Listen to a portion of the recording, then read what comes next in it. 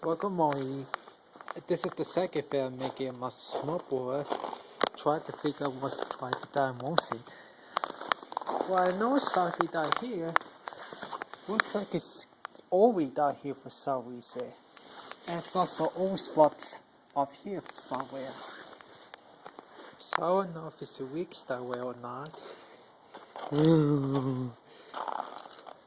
Because yesterday, basically was idea of a non-worry ride.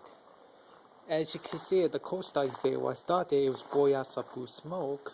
So I don't know what the problem is. So everybody who knows what could be wrong, why was idea yesterday, and so what today is pretty over. Please let me know.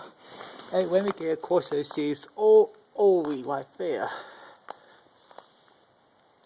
So I don't know if it's a weak or it's cauliflower because the cap is tight.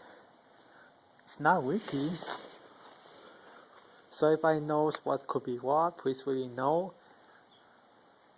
I hope everybody have a good day. I'll talk to you once I find the problem. Bye bye.